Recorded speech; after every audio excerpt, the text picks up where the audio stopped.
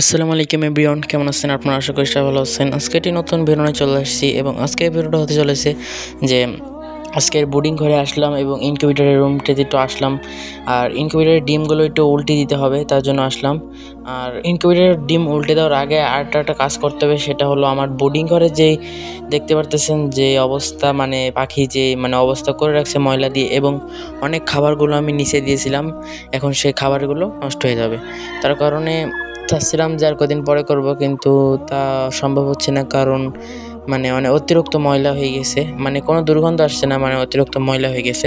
তার জন্য কি আর পরিষ্কার করতে হবে, তা আর কি করব, তার জন্যই পরিষ্কার করতে লেগে গেলাম। তা এখন প্রথমেই বস্তাগুলো, যে ছালার বস্তাটা আছে সেটা আমি তুলে নিব। তার প্রথমে আগে যে বাটিটা আছে, খাবারের বাটি, আমি এটা পিরিচ দেওয়ার চেষ্টা করছি, কারণ আমার 4 দিন হয়ে গেছে। তারা এখন বুঝতে পারবে, তারা খাবারটা খেতে পারবে নিজ নিজ অবস্থায়, নিজ নিজ বুঝে গেছে তারা। তারপরে এই যে পানির পাত্রটা এবং পানিটা চেঞ্জ করতে হবে, কারণ 24 ঘন্টা পর 24 ঘন্টার আগে আমি পানিগুলো চেঞ্জ করে থাকি। এবং এই যে সেলার বস্তার নিচে আপনারা দেখতে পাচ্ছেন কত খাবার, এত খাবার গাইজ কীভাবে পড়লো নিচে। তারপরে ভাবলাম যে এগুলো সালার বস্তা, কারণ আমি সিঙ্গেল করে কাটছি, তার ফাঁকা ফাঁকা আছে, সে ফাঁকা ফাঁকা দিয়ে পড়েছে, কারণ সালা বস্তাগুলো অনেক ফাঁকা ফাঁকা ছিল, সে ফাঁকা দিয়ে পড়েছে। দেখেন গাইজ অনেক খাবার। তা এগুলো আমি চাচ্ছি যে অনেকক্ষণ রাখবো, কারণ এই খাবারগুলো দেখি খেতে পারে নাকি। কিন্তু গাইজ এই খাবারগুলো খেতে পারি না ওরা। এবং এই যে খাবার এখানে, যেহেতু আমি বোর্ড ইউজ করছি, যে কার্টুন ইউজ করছি, যেটা এই অনেক শক্ত একটা কার্টুন, এটা হলো 4 সিফটি কার্টুন। আর 4 পাউন্ডও না, দিয়ে 4 অনেক ভারী একটা মোটা একটা কার্টুন নেওয়ার চেষ্টা করছি। এবং এগুলো অনেক পিছলা হয়, তার কারণে ওরা হাঁটাচলা করতে পারছে না, হাঁটার সময় পিছলে যাচ্ছে, আমি বুঝতে পারছি। তার জন্য আর কি তাড়াতাড়ি করে ইয়েটা করতে হবে। তা পানিটা একটু দিয়ে দিই, এখন বর্তমানে একটু পানিটা দিয়ে দিই, পানিটা চেঞ্জ করব একটু পরে। তা আগে আমি বস্তাটা সুন্দর করে ঝেড়ে আনতে হবে। তা চলো বস্তাটা নিয়ে আমি চলে যাই, এবং বস্তাগুলো যে ঝাড়তে হবে সেটা আর কি। এই যে আমি বস্তা নিয়ে আসলাম, বস্তা ঝেড়ে তারপরে আমি বোর্ডিং ঘরে দিয়ে দেব। আর বস্তাটা ঝাড়ার কারণ হলো যে ময়লাগুলো আছে সে ময়লাগুলো পড়ে যায়, আর ময়লাগুলো ফেলার পর এখন আবার এই যে সালার বস্তাটা আমি এটা শুকাতে দিছি, এবং আরেকটা সালার বস্তা আমি এখানে পেরে দিছি, তার কারণে ওরা হাঁটা চলা করতে একটু সুবিধা হবে। এবং এখন ডিমটা একটু উল্টিয়ে দিই, কারণ ডিমটার এখন সময় হয়ে আসছে। এই দুপুর টাইমে একবার, রাত্রেবেলা একবার, সকালবেলা একবার আমি উল্টে দিই। আর এবার ডিম উল্টাতে খুবই প্যারা হচ্ছে, কারণ আমার ডিমগুলো অনেক, আর ডিম উল্টাতে গেলে উপরে যে ট্রেটা আছে এই ডিমটা আমার নামানো লাগছে। এবং এই ডিমটা আমি যখন নামায় রাখছি, এই ডিমগুলো অবশ্যই ঠান্ডা হয়ে যাবে, এটা হতেই পারে স্বাভাবিক। কিন্তু আমি ভাবছি ওই ডিমগুলোতে কি হ্যাচিং রেট ভালো আসবে, তা দেখি 1 তারিখে যেহেতু ডিমগুলো ফুটবে দেখব। এবং ডিমগুলো উল্টানো শেষ, এবং ডিমগুলো আমি খুব ভালো করে উল্টানোর চেষ্টা করছি। তা ডিমগুলো যে উল্টাতে খুব সমস্যা হচ্ছে, কারণ আমি অনেক ডিম দিয়েছি। আমার টোটাল 160টা ডিম হয়েছিল, তার ভিতরে 3টা ভাঙা ছিল, আর বাদবাকি মনে করেন ধরে নাই, অনেকগুলোই ধরে নাই।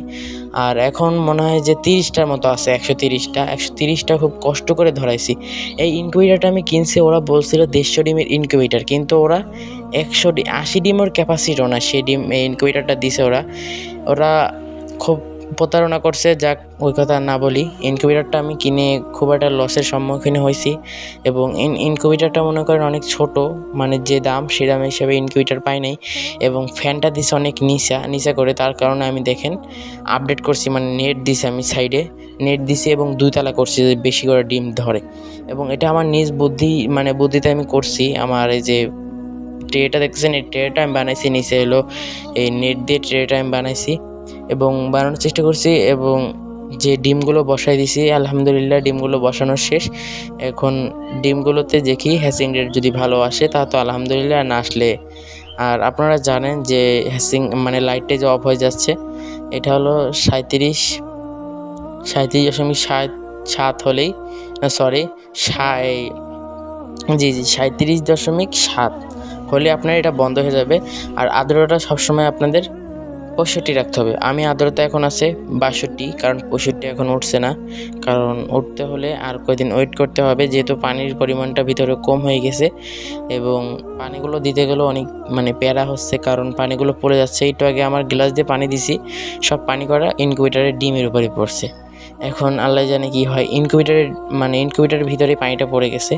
তো আস্তে আস্তে খুব একটা বিপজ্জনক বিষয় আছে যে একবার আটকালো ফ্যানের ভিতরে এই কোয়েল পাখিগুলো, একবার পানি পড়ে গেল আর জায়গা তো নেই, এটা আর কি বলবো।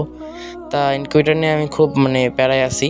আর এই যে কোয়েল পাখিগুলো মাশাআল্লাহ, এইগুলো আমি কোনোদিন আশা করি না যে আমার কোয়েল পাখি ফুটবে, কারণ আমি শিওর ছিলাম না আমার কোয়েল পাখি ফুটবে। এবং কারণ ওই ডিমে কোনো উর্বর ছিল না, যে বাদ বাকি ডিমগুলো আছে উর্বর ছিল না। আমি ভাবছিলাম যে ডিমগুলো ফুটবে না, এখন আলহামদুলিল্লাহ ডিমগুলো ফুটে গেছে। এখন ভিডিও আজকে এ পর্যন্তই। সবাই চ্যানেলটা সাবস্ক্রাইব করে দেবেন, আর ভিডিও ভালো লাগলে অবশ্যই লাইক করবেন। আর ভিডিও আজকে এ পর্যন্তই, আশা করি সবাই ভালো থাকবেন। আল্লাহ হাফেজ।